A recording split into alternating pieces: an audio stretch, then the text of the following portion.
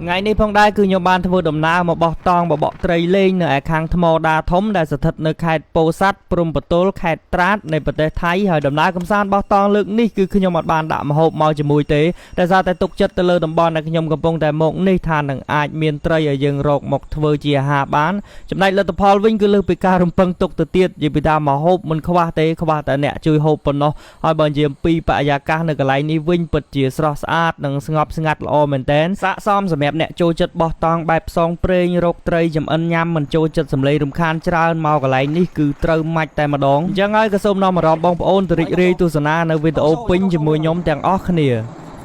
តោកចូល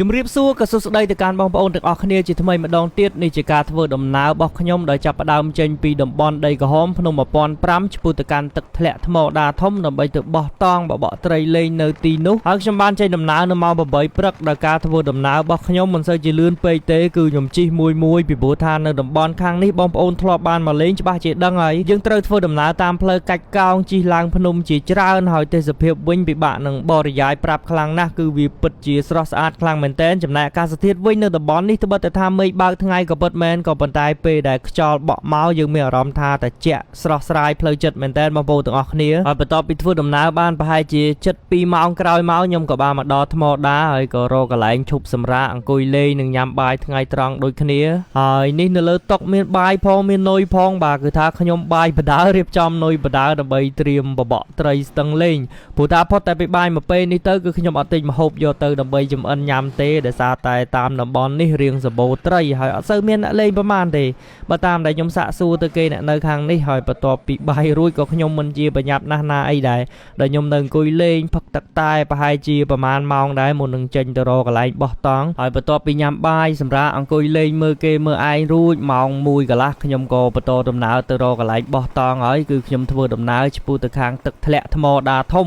មិនសូវជាឆ្ងាយប្រហែលទេពីទីប្រជុំជនអញ្ចឹងហើយបានជាខ្ញុំមានសំអាងមួយដែរថាបើរកត្រីមិនបានក៏ខ្ញុំនឹងចេញមករកទិញម្ហូបដែរបាទព្រោះថាឮទៅតាមគេប្រាប់ដែរទេថាសម្បូរត្រីជាក់ស្ដែងតែយអូនយើងដាក់នឹងបបក់2ថ្ងៃអត់បានត្រីមួយក៏មានដែរហើយខ្ញុំមកនេះក៏បំឡងគឺមកបោះតង់លេងធម្មតាទេតែបើថាយើងមកកន្លែងដែលមានទឹកបែបនេះហើយយើងមិនដាក់សន្ទូចមកវាគួរឲ្យស្ដាយដែរបងប្អូនទាំងអស់គ្នាតែបើថាយើងបបក់ត្រីបានក៏វាធូរលុយថ្លៃចំណាយលើម្ហូបដូចគ្នានិយាយស្មោះត្រង់ទៅបោះតង់ពេលខ្លះអស់តែថ្លៃសាំងម៉ូតូទេអង្គក៏ខ្ញុំយកទៅពីផ្ទះហើយទឹកក៏មានប្រើស្រាប់បើយើងបោះតង់កន្លែងដែលមានទឹកប្រើអញ្ចឹងហើយវាសប្បាយមួយយ៉ាងបែបហ្នឹងក៏អាចហៅថាជាដំណើរកំសាន្តផ្សងព្រេងបានដែរណាមួយយើងមិនសូវជាមានលុយសម្រាប់ចំណាយផងតែចិត្តនេះវាចេះតែអូសទាញមិនចង់ឲ្យយើងនៅផ្ទះបានសុខប្រហែលទេឥឡូវនេះខ្ញុំក៏បានមកដល់គោលដៅដូចគ្នាអត់មានគិតអីច្រើនទេអវ៉ាន់ក៏មិនទាន់ទម្លាក់ចុះដែរអ្វីដែលខ្ញុំនឹកឃើញមុនគេនោះគឺសន្ទូចបញ្ជាក់ប្រាប់បងប្អូនផងដែរខ្ញុំអត់បានញៀនបបកត្រីទេតែអ្វីដែលខ្ញុំនឹងរៀបចំមុនគេគឺជាដងសន្ទូចនិងនុយដើម្បីយកទៅបបកត្រីលេង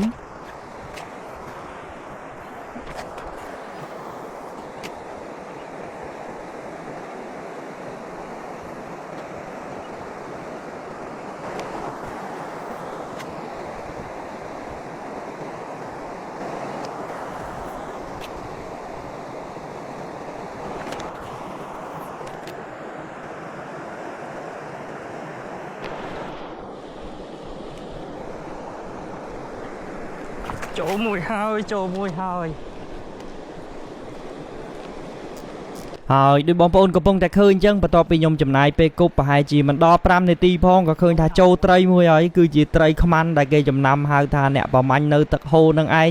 រៀងត្រូវគួរសមដែរនិយាយពីថាទាញដល់ហើយដងពុះខ្ញុំចង់រឹងប៉ុណ្ណឹងហើយនៅតែចង់យ៉ាប់របស់វាទៀតណាមួយវាខំនុយហើយក៏អូសទៅរមូរជាប់ជាមួយអានងខ្សែមងចាស់របស់គេ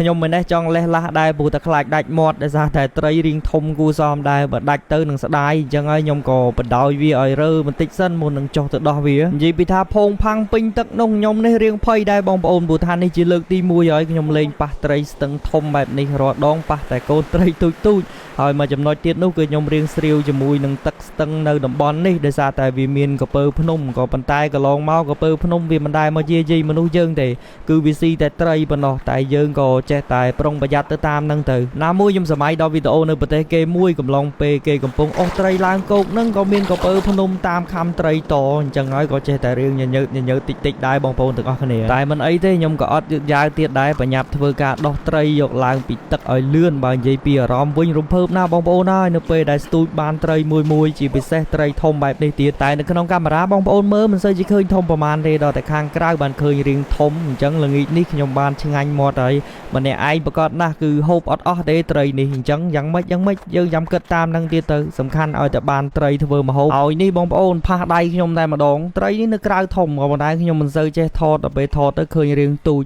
ហើយបន្ទាប់មកខ្ញុំក៏សាក់គប់លេង 4-5 ខ្សែទៀតក៏បានត្រីមួយទៀតហើយប៉ុន្តែអានេះរាងទូចទេដល់ពេលអញ្ចឹងបានដឹងថាតំបន់នេះពិតជាសម្បូរត្រីដូចគេប្រាប់មែនអញ្ចឹងខ្ញុំក៏លែងវាទៅវិញណាមួយត្រីដែលខ្ញុំបានមុននេះក៏វារាងធំគួរសមយើងញ៉ាំម្នាក់ឯងក៏វាមិនអស់ដែរ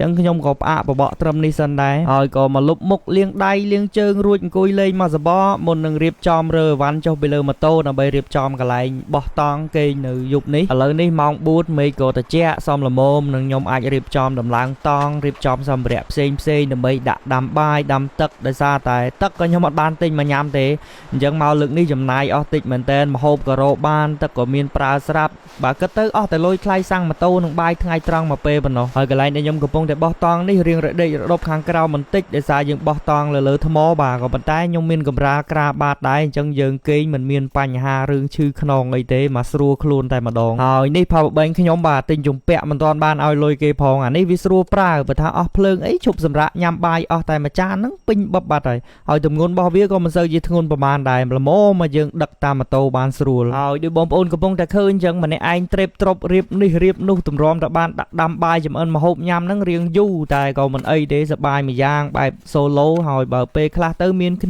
នាបងប្អូនមិត្តភ័ក្តិស្គាល់គ្នាពួកគាត់ទំនេរទៅក៏បានដើរលេងជុំគ្នាទៅហើយបើរវល់ម្នាក់ឯងក៏ខ្ញុំមកដែរមិនសូវគិតច្រើនប្រហែលទេសំខាន់ឲ្យតែយើងគិតថាសប្បាយទៅគឺបានហើយ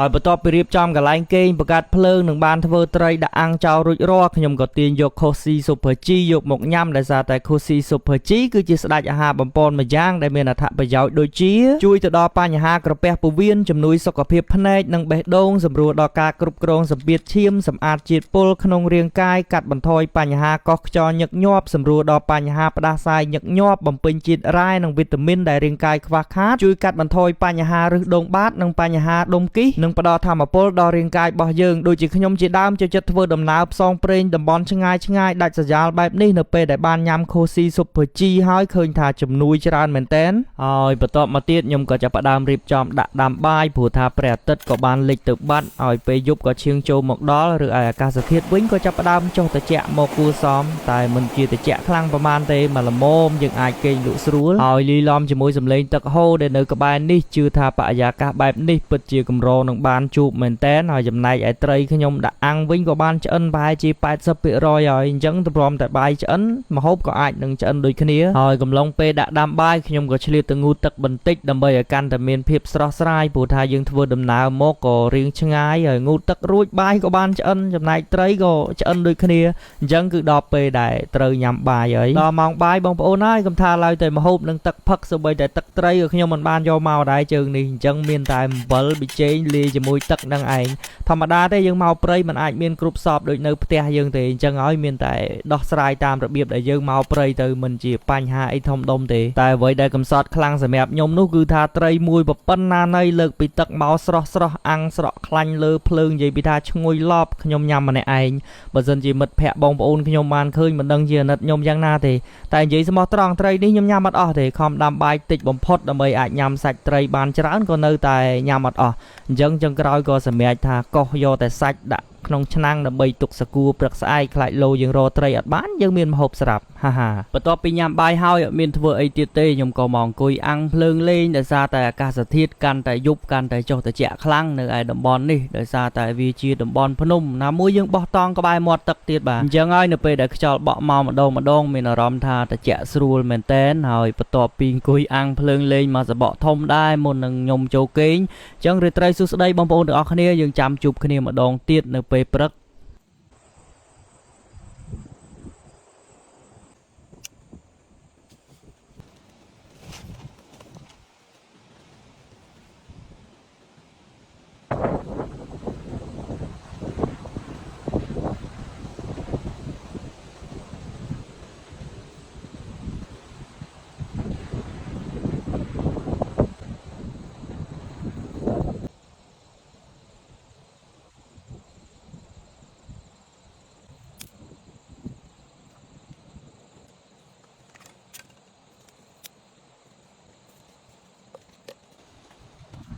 អរុនសួស្តីបងប្អូនទាំងអស់គ្នាពេលព្រឹកក៏បានមកដល់ដោយដែលបានឃើញមុននេះអញ្ចឹងគឺថាខ្យល់ខ្លាំងមែនតែនតង់ខ្ញុំឡើងចង់លមូចូលគ្នាហើយគេងជុំមិញក៏មិនសូវជាស្រួលប្រហែលដែរដោយសារតែខ្យល់ខ្លាំងពេកត្បិតតែថាយើងនៅក្នុងតង់ក៏ពិតមែនក៏ប៉ុន្តែនៅពេលដែលវាយល់យកវាបក់ទៅវាលឺសំឡេងរំខានធ្វើឲ្យយើងគេងមិនសូវជាស្រួលប្រហែលទេហើយព្រឹកឡើងខ្ញុំក៏ក្រោកពីព្រលឹមម៉ោងប្រហែលជា 7:05 មេឃភ្លឺស្រាងក្រោកមកប្រកាត់ភ្លើងដើម្បីអាំងលេងដល់ទៅពេលអញ្ចឹងនៅឃើញអនុស្សាវរីយ៍ការដែលនៅក្មេងៗខែល្ងាអាំងភ្លើងជាមួយម៉ាក់ជាមួយប៉ានៅពេលព្រឹកឡើង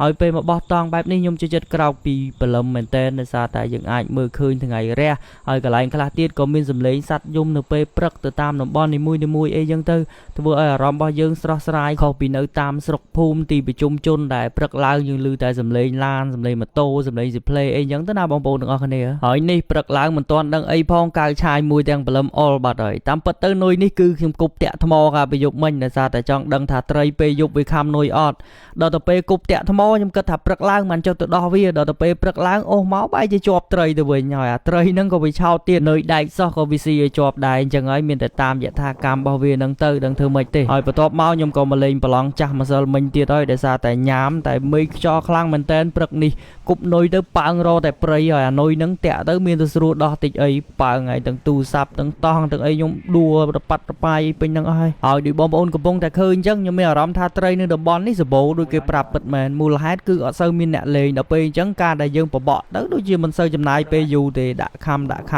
គ្រាន់តែថាពេលខ្លះក៏បានធំពេលខ្លះទៅក៏បានទូចតាមហ្នឹងទៅប៉ុន្តែដឹងតែបានដល់ពេលអញ្ចឹងវាធ្វើឲ្យយើងមិនសូវមានភាពធុញទ្រាន់ក្នុងការគប់ទេកុំឲ្យតែថាដាក់ទៅស្ងាត់អាហ្នឹងរឿង stress តិចដែរ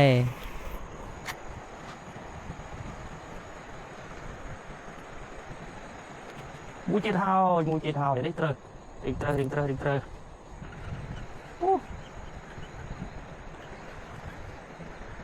បាយលេងបងប្អូនអើយអានេះត្រូវជាអមាញ់តិច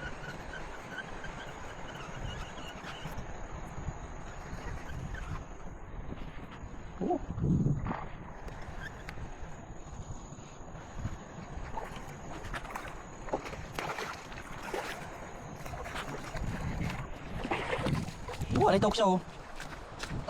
ចូលតោកshowមួយហើយយេត្រូវដែរបងប្អូនអរគ្នាមកផាក់ដៃដែរណាយ៉ា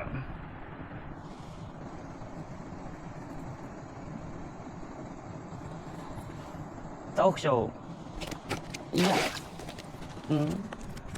បាទហើយបន្ទាប់ពីបបក់មុននេះមកផ្លែតបានត្រី 5-6 ក្បាលដែរមិញគ្រាន់តែថាខ្លះតូចពេកខ្ញុំក៏លែងវាទៅវិញគឺខ្ញុំយកតែមកល្មមសម្រាប់ប្រឡាក់ដើម្បីត្រឡប់ទៅវិញព្រោះថាខ្ញុំជិះម៉ូតូមកអញ្ចឹងរឿងពិបាកទុកដាក់ដែរដោយសារតែវារបស់ឆ្អាបយើងពិបាកវិចខ្ចប់ជាមួយវ៉ាន់របស់យើងអញ្ចឹងហើយយើងយកតែមកល្មមបានដោយសារខ្ញុំត្រូវប្រញាប់ទៅវិញដូចគ្នាហើយបន្ទាប់ពីប្រឡាក់ត្រីរួចខ្ញុំក៏បានដាក់កាវេមួយសិនហើយហាពេលព្រឹករបស់ខ្ញុំផងដែរគឺជាត្រីដែលសល់ពីយប់មិញហើយក្នុងហ្នឹងក៏មានអសល់បាយបន្តិចបន្តួចដែរល្មម រួចមកពេលបងប្អូនហើយបន្ទាប់ពីបាយហើយខ្ញុំក៏ទៅងូតទឹកលេងដោយសារតែយប់មិញនេះងូតបែបលំទេព្រោះថារឿងញញើតទឹកពេលយប់ឡើងយើងមើលអីមិនឃើញបងប្អូនដល់ពេលព្រឹកឡើងបែបនេះសុំដាក់មកអស់ដៃវិញហើយណាមួយខ្ញុំចូលចិត្តលេងទឹកដែរនិយាយពីថាត្រាំនៅទៅហ្នឹងហើយបន្ទាប់ពីងូតទឹកលេងកក់សក់លុបលាងមុខមកសបកធំក៏អត់មានអីច្រើនទៀតដែរដល់ពេលដែលខ្ញុំត្រូវរៀបចំអីវ៉ាន់ដើម្បីត្រឡប់ទៅវិញហើយអញ្ចឹងវីដេអូរបស់ខ្ញុំក៏ចប់ត្រឹមនឹងដូចគ្នាអរគុណបងប្អូនសម្រាប់ការតាមដានទស្សនាវីដេអូមួយនេះតាំងពីដើមរហូតដល់ចប់កុំភ្លេចចាំជួបគ្នាជាមួយខ្ញុំនៅវីដេអូក្រោយៗទៀត